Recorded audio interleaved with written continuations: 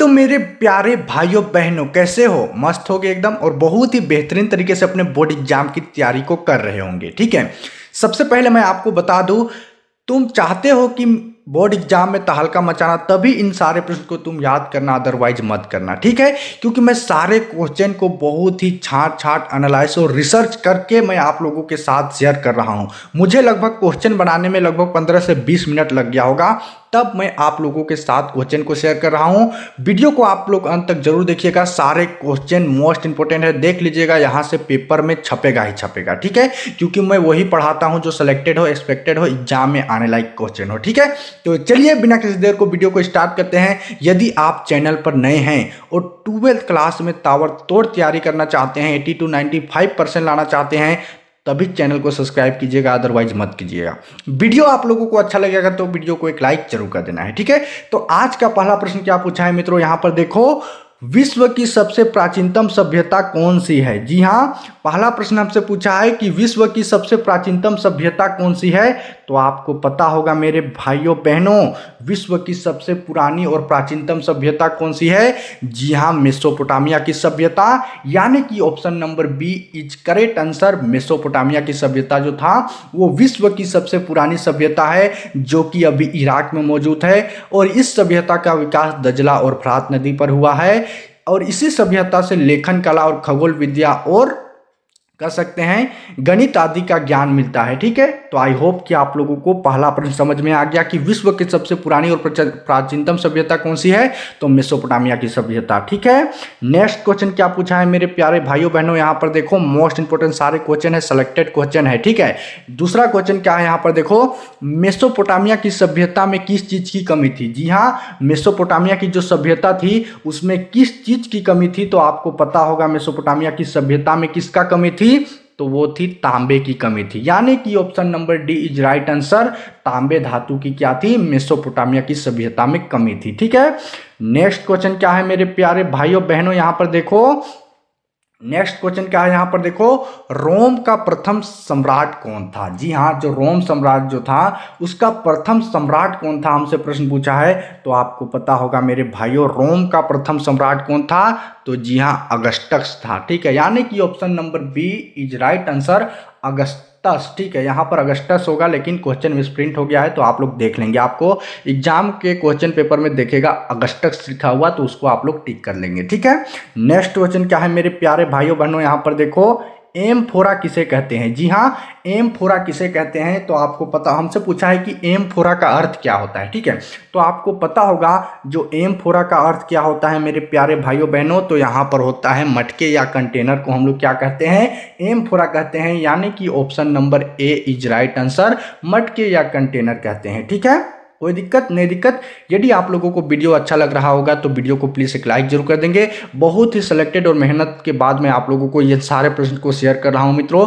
और यदि आप चैनल को अभी तक सब्सक्राइब नहीं किए हैं और 12th क्लास में ताबड़तोड़ तैयारी करना चाहते हैं, तभी चैनल को सब्सक्राइब कीजिएगा, अदरवाइज मत कीजिएगा। ठीक है, तो चलिए नेक्स्ट क्वेश्चन क्या है मेरे भाइयों, यहाँ पर देखो, अगस्तक माह, ठीक है, जो जी हाँ, अगस्त का माह किस शासक के नाम पर पड़ा है? आप लोग जी हाँ कैलेंडर देखते होंगे, जिसमें जनवरी फरवरी जुलाई अगस्त का जो 12 महीना है, जिसमें एक महीना है अगस्त का महीना। ठीक है, तो अगस्त का महीना किस शासक के नाम पर पड़ा है? तो आपको पता होगा जो अगस्त का महीना है वो अगस्तक, सॉरी यहाँ पर अगस्टस होगा, यहाँ पर मिक्स प्रिंट हो गया है। ठीक है, तो अगस्टस नामक जो अगस्टक एक शासक थे जिसके नाम पर अगस्त का महीना पड़ा है। ठीक है, अगस्टस। तो नेक्स्ट क्वेश्चन क्या है भाइयों, यहाँ पर देखो, अहूर माजदा कौन था? ठीक है, जी हाँ, अहूर माजदा कौन था? तो आपको पता होगा मित्रों, अहूर माजदा कौन था? जी हाँ, अहूर माजदा एक देवता था, यानी कि option number A is right answer, देवता हो जाएगा। ठीक है, कोई दिक्कत नहीं दिक्कत। नेक्स्ट क्वेश्चन क्या है मित्रों, यहाँ पर देखो, सारे क्वेश्चन सेलेक्टेड है, आप लोग याद कर लीजिएगा, देख लीजिएगा, एग्जाम पेपर में छपेगा ही छपेगा। ठीक है, पांडुलिपि से क्या अभिप्राय है? जी हाँ, पांडुलिपि से क्या अभिप्राय है? तो आपको पता होगा मेरे प्यारे भाइयों बहनों, पांडुलिपि से क्या अभिप्राय है? तो जी हाँ, हाथ से लिखी गई पुस्तक को ही हम लोग क्या कहते हैं? पांडुलिपि कहते हैं, अर्थात option number B is correct answer. हाथ से लिखी गई पुस्तक को हम लोग क्या कहते हैं? पांडुलिपि कहते हैं। ठीक है, नेक्स्ट क्वेश्चन क्या है मेरे प्यारे भाइयों बहनों, यहाँ पर देखो, नेक्स्ट क्वेश्चन पूछा है हमसे कि रोम का साम्राज्य का हृदय किसे कहा जाता है? जी हाँ, रोम साम्राज्य का हृदय किसे कहा जाता है? तो आपको पता होगा रोमन साम्राज्य का हृदय किसे कहा जाता है? तो भूमध्य सागर को कहा जाता है, यानी कि option number D is right answer.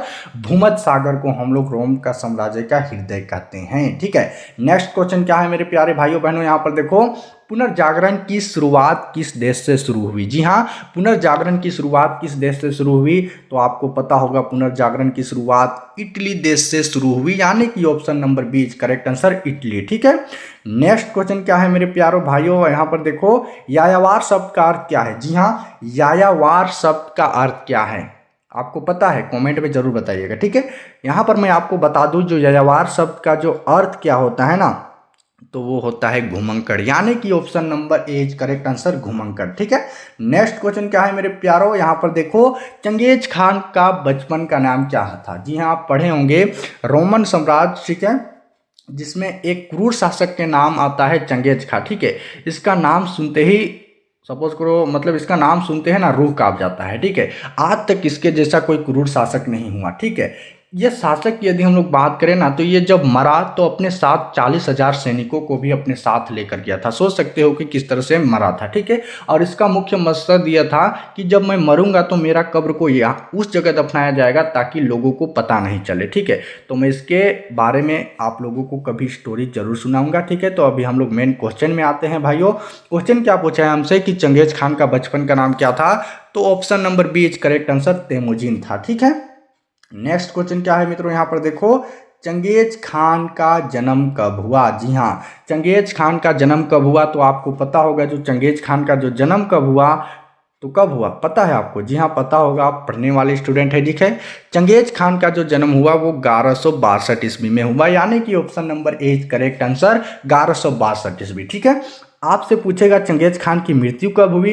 तो जी हाँ, 1227 ईस्वी में चंगेज खान की मृत्यु हुई थी। ये बात भी आप लोगों को याद रखना है। ठीक है, नेक्स्ट क्वेश्चन क्या है मेरे प्यारो, यहाँ पर देखो, मंगोलिया कहाँ स्थित है? जी हाँ, मंगोलिया कहाँ स्थित है? तो आपको पता होगा मंगोलिया कहाँ स्थित है।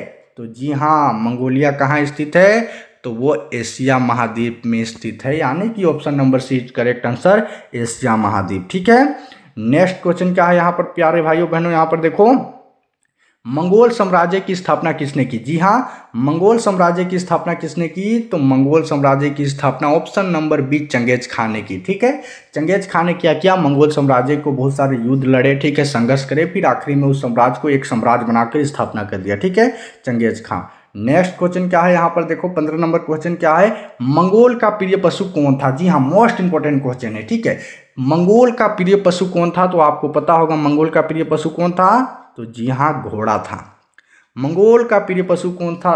कौन था? तो घोड़ा था, यानी कि option number B is correct answer, घोड़ा, हॉर्स। ठीक है, अमेरिका की खोज किसने की? जी हाँ, अमेरिका की खोज किसने की? तो आपको पता होगा अमेरिका की खोज किसने की? तो क्रिस्टोफर कोलंबस ने 1492 ईस्वी में क्या किया?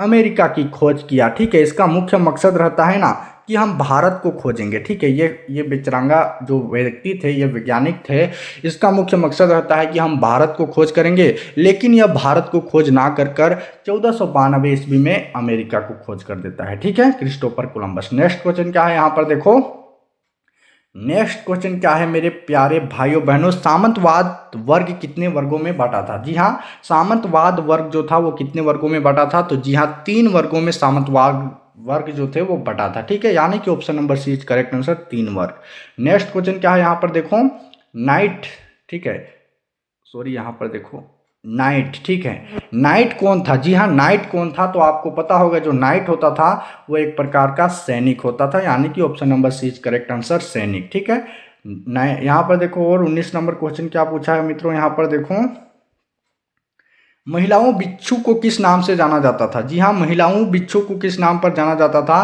तो आपको पता होगा जो महिला लोग जो बिच्छू होती थी, यानी कि जो साधु संत होती थी, उन लोगों को हम लोग क्या कहते थे?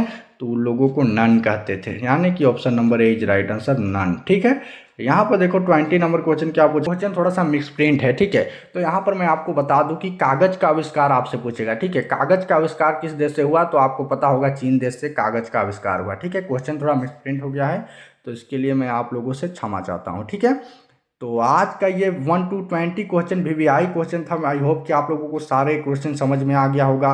तो वीडियो को एक लाइक जरूर कर देंगे, ठीक है। चैनल को अभी तक सब्सक्राइब नहीं किए हैं और ताबड़तोड़ तैयारी करना चाहते हैं 12th क्लास में, तो चैनल को सब्सक्राइब जरूर कर देंगे।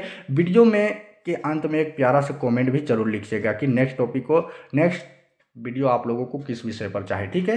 तो आज के लिए इतना ही, फिर मिलेंगे अगले वीडियो में मेरे प्यारे भाइयों बहनों।